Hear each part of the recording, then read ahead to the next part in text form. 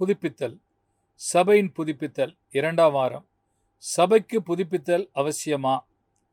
ஒரு புதிய வாரத்தின் ஆரம்பத்தில் திரும்பவும் உங்களோடு கூட இருப்பது நன்றாக இருக்கிறது.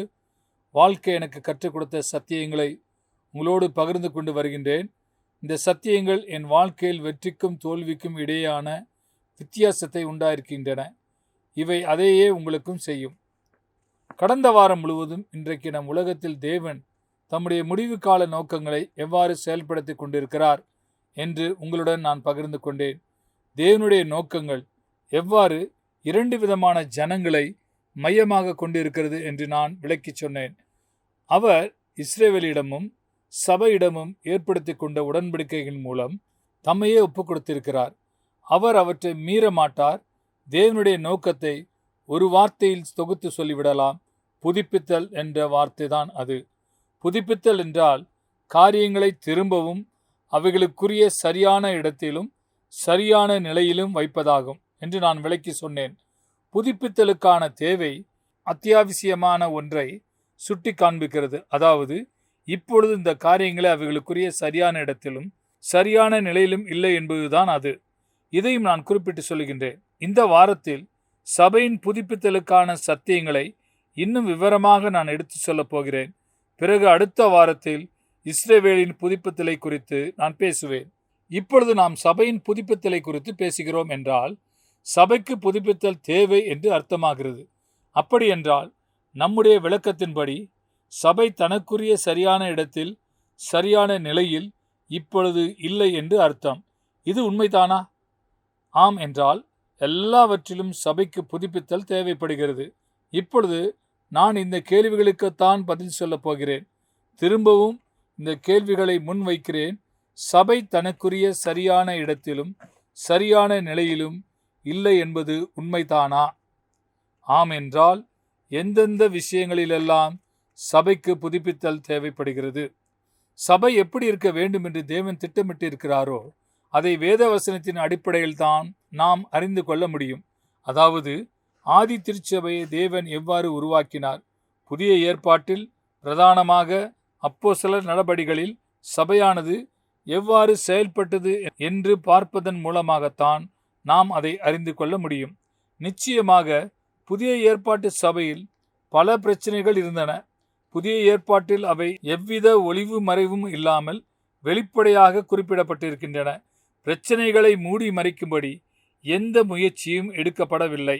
ஆனால் அவற்றின் எல்லா பிரச்சனைகளின் மத்தியிலும் புதிய ஏற்பாட்டு சபையில் பின்வரும் 7 பொதுவான அம்சங்கள் காணப்பட்டன. இப்பொழுது அந்த 7 அம்சங்களையும் பட்டியலிடுகிறேன். முதல் அம்சம், எல்லா விசுவாசிகளின் மத்தியிலும் பொதுவான ஒரு ஒற்றுமை காணப்பட்டது. அந்த ஒற்றுமைக்குள் பல்வேறு வித்தியாசங்கள் இருந்தன. சில விசுவாசிகள் அப்பொழுதும் ஜெப ஆலயங்களில் ஆராதித்து வந்தனர். மற்றவர்கள் புதிய இடங்களில் கூடி ஆராதித்தனர். அவர்கள் மத்தியில் கலாச்சார வித்தியாசங்களும் இன்னும் மற்ற வித்தியாசங்களும் இருந்தன. இருந்தாலும் இந்த எல்லா வித்தியாசங்கள் மத்தியிலும் விசுவாசிகளுக்கிடையான ஒரு பொதுவான ஒற்றுமை காணப்பட்டது. பவுல் கொரிந்து சபைக்கு நிருபம் எழுதிய பொழுது அவர் பாப்டிஸ்ட் சபைக்கு அல்லது பிரெஸ்பிட்டேரியன் சபைக்கு அல்லது எபிஸ்கோபல் சபைக்கு அல்லது கத்தோலிக்க சபைக்கு என்று விலாசமிட்டு எழுதவில்லை. பல்வேறு பெயர்களுடன் பல்வேறு சபைகள் அங்கே காணப்படவில்லை. ஒவ்வொரு முக்கியமான பட்டணத்திலும் ஒரு சபை தான் இருந்தது. இது வெளியே தெரிந்த ஒரு வரலாற்று உண்மை. இது நிச்சயம் இன்றைக்கு நாம் பார்க்கக்கூடிய நமக்கு பழக்கப்பட்ட சூழ்நிலையிலிருந்து முற்றிலும் வித்தியாசமாக இருந்திருக்கிறது.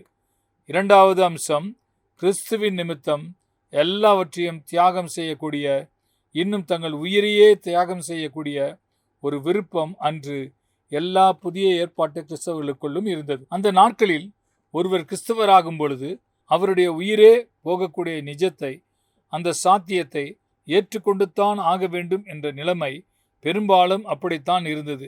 இன்றைக்கு கிறிஸ்தவர்கள் என்று தங்களை அழைத்துக் கொள்கிறவர்கள் மத்தியில் எல்லாவற்றையும் தியாகம் செய்யக்கூடிய விருப்பம் இல்லை என்பது வெளிப்படையாக தெரிகின்றது. உண்மையில் ஒப்பிட்டு பார்க்கும் பொழுது சிறிய சிறிய தியாகங்கள் கூட இன்று வெறுத்து ஒதுக்கப்படுகின்றன. மூன்றாவதாக, சுவிசேஷத்தை இவ்வுலகத்தில் தேசங்களெங்கும் கொண்டு செல்ல வேண்டும் என்று இயேசு கொடுத்த கட்டளைக்கு ஒரு அர்ப்பணிப்பு புதிய ஏற்பாட்டு சபையில் இருந்தது. முதல் நூற்றாண்டுக்குள்ளேயே சபையானது இந்த வேலையை நிறைவேற்றி முடிப்பதில் வெற்றி கொண்டிருந்தது. அடுத்த 18 அல்லது 19 நூற்றாண்டுகளில் சபை அந்த வேலையில் பின்தங்கிவிட்டது என்று தான் சொல்ல வேண்டும். முதல் நூற்றாண்டின் முடிவில் காணப்பட்டதை காட்டிலும் இன்றைக்கு வாழ்கின்றவர்களில் அதிக விகிதத்திலான ஜனங்கள் சுவிசேஷத்தை ஒருபோதும் கேள்விப்பட்டிராத நிலையில் வாழ்கின்றார்கள். நான்காவதாக, புதிய ஏற்பாட்டு சபையில் காணப்பட்ட ஆவிக்குரிய அதிகாரமும் வல்லமையும் பெரிய பட்டணங்களிலும் மாகாணங்களிலும் மிகப்பெரிய தாக்கத்தை உண்டாக்கியது. ஒரு நேரத்தில் சுவிசேஷத்தை எதிர்த்தவர்கள் தங்களுடைய பட்டணத்திற்கு வந்த பிரசங்கியார்களை குறித்து இப்படி ஒரு புகாரை தெரிவித்தனர். உலகத்தை கலக்குகின்றவர்கள் இங்கேயும் வந்திருக்கிறார்கள். அப்போஸ்தலர் நடபடிகள் 17ஆம் அதிகாரம் 6ஆம் வசனத்தை இவ்வாறாக சொல்லப்பட்டிருக்கிறது. இவர்கள் ஒருவேளை பிரசங்கிக்கிறவர்களை வரவேற்காமல் இருந்திருக்கலாம். ஆனால் இவர்களால் அவர்களை அலட்சியம் செய்துவிட முடியவில்லை. இன்றைக்கு நம்முடைய மேற்கத்திய உலகத்தின் பல பகுதிகளில் பெரும்பாலான ஜனங்கள் சபையை காலங்கடந்து விட்ட ஒன்றாக, தற்காலத்திற்கு ஒவ்வாத ஒன்றாக பார்க்கின்றார்கள். அவர்கள் சபையோடு போராடவில்லை, அவர்கள் சபையை எதிர்த்து நிற்கவும் இல்லை, அவர்கள் அதை அலட்சியம் செய்து விட்டார்கள். ஐந்தாவதாக, ஆதி திருச்சபையில் பரிசுத்த ஆவியானவரின் இயற்கைக்கு அப்பாற்பட்ட வரங்கள் முறையாக ஒழுங்காக பயன்படுத்தப்பட்டன. அது ஒரு குறிப்பிட்ட சிறிய குழு அல்லது பிரிவினருக்கே உரிய விசேஷமான விசித்திரமான ஒரு விஷயம் கிடையாது. அது முழு சபையின் வழக்கமான வாழ்க்கை முறையாகவே இருந்தது. ஆறாவதாக, புதிய ஏற்பாட்டு ஆதி திருச்சபையில் வேத வசனத்துக்குரிய அதிகாரத்தை எந்த கேள்வியும் கேட்காமல் அப்படியே ஏற்றுக்கொள்ளும் மனநிலை இருந்தது. ஆனால் இன்றைக்கு நாம் அதிலிருந்து வெகு தூரம் கடந்து வந்து விட்டோம். பல்வேறு சபை பிரிவுகளில் இருக்கும் பல சபை தலைவர்கள் இயேசு கிறிஸ்துவின் தெய்வீக தன்மை, இயேசு கிறிஸ்துவின் கன்னிப்பிறப்பு, இயேசு கிறிஸ்துவின் சரீர பிரகாரமான உயிர்த்தெழுதல் போன்ற சுவிசேஷ சத்தியத்தின் எளிமையான அடிப்படை கோட்பாடுகளை கூட மறுதலிக்கக்கூடிய அறிக்கைகளை வெளியிடுகிறார்கள். கடைசியாக, ஏழாவதாக, புதிய ஏற்பாட்டு ஆதி திருச்சபையில் வாழ்ந்த விசுவாசிகளின் வாழ்க்கை முறை அவர்கள் சுற்றியிருந்த அவிசுவாச உலகத்தின் வாழ்க்கை முறையிலிருந்து துல்லியமாக வித்தியாசப்பட்டிருந்தது. ஆனால் இன்றைக்கு நிலைமை அப்படி இல்லை.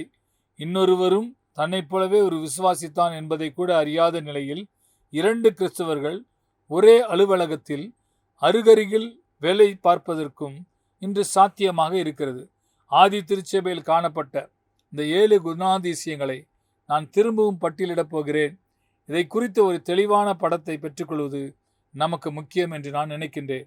முதலாவதாக, ஆதி திருச்சபையில் எல்லா விசுவாசிகளின் மத்தியிலும் ஒரு பொதுவான ஒற்றுமையும் ஒத்திசைவும் இணக்கமும் காணப்பட்டது. இரண்டாவதாக, கிறிஸ்துவின் நிமித்தம் எல்லாவற்றையும் இன்னும் தங்களுடைய உயிரையும் தியாகம் செய்யக்கூடிய விருப்பம் அவர்களுக்குள் அப்பொழுது இருந்தது. மூன்றாவதாக, இவ்வுலகத்தின் எல்லா தேசங்களுக்கும் சுவிசேஷத்தை கொண்டு செல்ல வேண்டும் என்ற இயேசு கிறிஸ்துவின் கட்டளைக்கு அவர்கள் தங்களை அர்ப்பணித்திருந்தனர். நான்காவதாக, ஆதி திருச்சபையின் ஆவிக்குரிய அதிகாரமும் வல்லமையும் பல பட்டணங்கள் மற்றும் மாகாணங்கள் முழுவதிலும் ஒரு பெரிய தாக்கத்தை உண்டாக்கியது.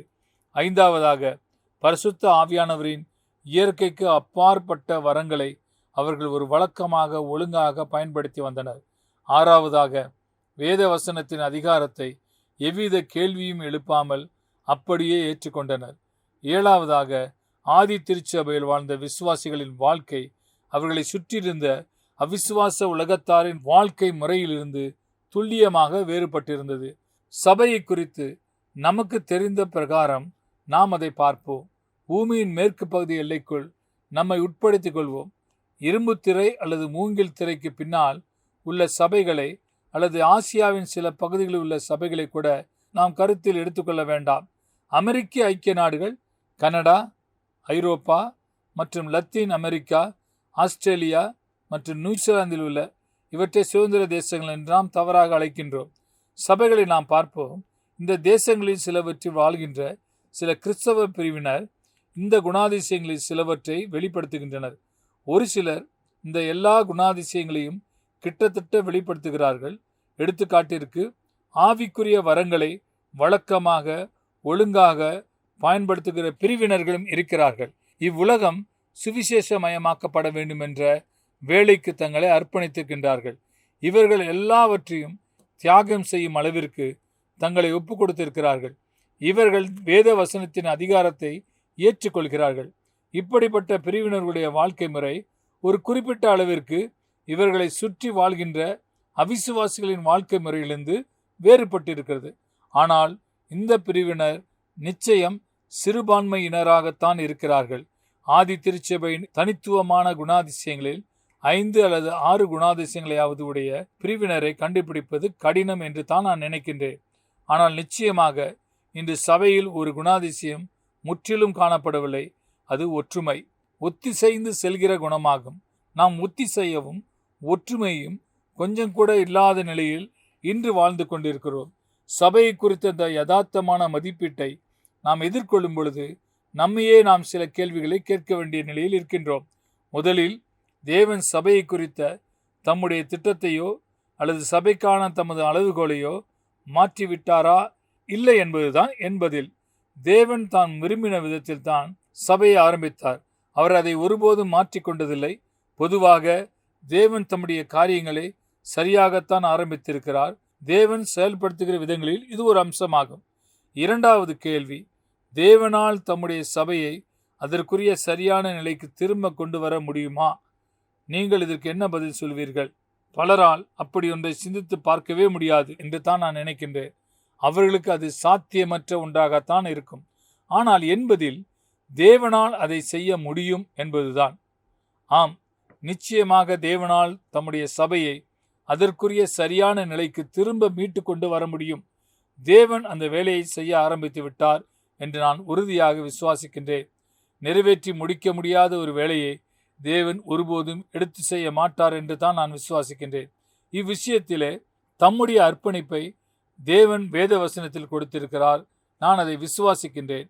எபேசியர் 5ஆம் அதிகாரம் 25ஆம் வசனத்திலிருந்து 27ஆம் வசனங்களிலே பவுல் வாராக எழுதியிருக்கின்றார். கிறிஸ்துவும் சபையில் அன்பு கூர்ந்து தாம் அதை திருவசனத்தை கொண்டு தண்ணீர் முழுக்கினாலே சுத்திகரித்து பரிசுத்தமாக்குகிறதற்கும் கரைதிரை முதலானவைகள் ஒன்றும் இல்லாமல் பரிசுத்தமும் பிழையற்றதுமான மகிமையுள்ள சபையாக அதை தமக்கு முன் நிறுத்திக் கொள்வதற்கும் தம்மைத்தாமே அதற்காக ஒப்புக் கொடுத்தார். கிறிஸ்து தம்மையே சபைக்காக ஒப்புக் கொடுத்தார் என்ற வார்த்தையிலிருந்து தேவன் எவ்வளவு தூரம் தம்மையே சபைக்காக அர்ப்பணித்திருக்கின்றார் என்பதை நாம் புரிந்து கொள்ள முடியும். கிறிஸ்து சபைக்குள் கிரியை செய்து கொண்டிருக்கிறார். மணவாட்டியாகிய அவளுக்குள் சில குறிப்பிட்ட தனித்துவமான குணாதிசயங்களை உருவாக்கும்படி அவர் கிரியை செய்து கொண்டிருக்கிறார். அவள் மகிமையானவளாய், கரையற்றவளாய், பரிசுத்தமானவளாய், களங்கமில்லாதவளாய் மாற வேண்டும். அதுதான் தேவனுடைய நோக்கம். அவர் அதை நிச்சயம் செய்து முடிப்பார் என்று நான் விசுவாசிக்கின்றேன்.